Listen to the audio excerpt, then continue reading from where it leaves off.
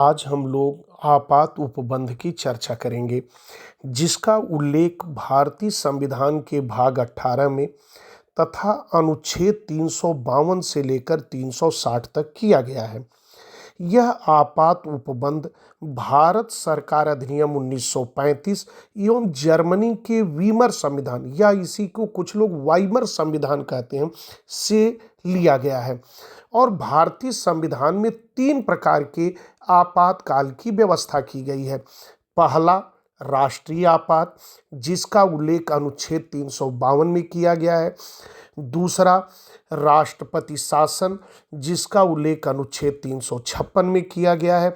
वैसे मैं राष्ट्रपति शासन के बारे में कह दूं तो राष्ट्रपति शासन का जिक्र नहीं है, वहाँ पर राज्यों में संवैधानिक तंत्रों की विफलता लिखा है, लेकिन हम उसे आम बोलचाल की भाषा में राष्ट्रपति शासन बोलते हैं।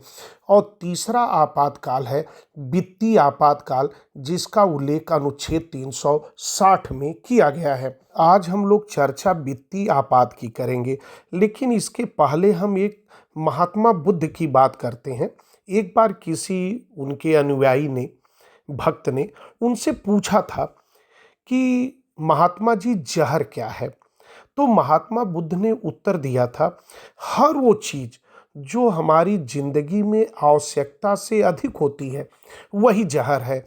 फिर चाहे वह ताकत हो, धन हो, भूख हो, लालच हो, घमंड हो, आलस्य हो, प्रेम हो या घृणा हो, यदि आवश्यकता से अधिक है तो वह जहर है। इसलिए हम भी अपनी जिंदगी में अधिकतर जहर घोल देते हैं। हम कभी भी आवश्यकता से अधिक घूमना शुरू कर देते हैं और कभी कभी बहुत ज़्यादा आलस्य करते लगते हैं और कभी कभी हम आवश्यकता से अधिक अपनी महत्वाकांक्षा को भी पाल लेते हैं। ये सभी हमारे लिए जहर हैं। इसलिए हमें जीवन में संयमित आचरण करना चाहिए जो आवश्यकता से अधिक न होने पाए। अब हम वित्तीय आपात की चर्चा कर रहे हैं।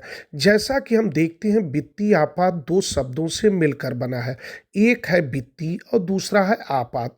अब हम दोनों शब्दों की अलग अलग चर्चा करते हैं। अगर हम पहले आपात को लें तो आपात का अर्थ होता है अचानक उत्पन्न ऐसी परिस्थिति जिसके लिए हम पहले से तैयार नहीं थे। वहीं पर वित्तीय का तात्पर्य हमारे आर्थिक स्थिति से होता है, अर्थात यदि कभी हमारी आर्थिक स्थिति अचानक गड़बड़ हो जाए तो उसके लिए हम क्या प्रावधान करेंगे, यही वित्तीय आपात में इसका उल्लेख किया गया है। वित्तीय आपात का उल्लेख भारतीय संविधान के अनुच्छेद 360 में किया गया है, अर्थात कभी ऐसी परिस्थिति भारत में उत्पन्न हो जाए तो अनुच्छेद 360 में यह उल्लेख किया गया है कि उसके लिए क्या क्या प्रावधान किए जाएंगे। तो इसमें ये कहा गया है कि राष्ट्रपति मंत्रिमंडल के परामर्श से देश में वित्तीय आपात की घोषणा करेगा। इसके लिए मंत्रिमंडल के लिखित परामर्श की आवश्यकता नहीं होती है और यह पूरे भारत में भी लागू किया जा सकता है या उसके किसी क्षेत्र विशेष में भी लागू किया जा सकता है। और एक बार जब राष्ट्रपति वित्तीय आपात की उद्घोषणा कर देता है तो वह 2 माह तक प्रवर्तन में रहता है। यदि इस बीच में संसद ने अपने साधारण बहुमत से इस प्रस्ताव को पारित कर दे तो यह अनिश्चित काल तक लागू रह सकता है।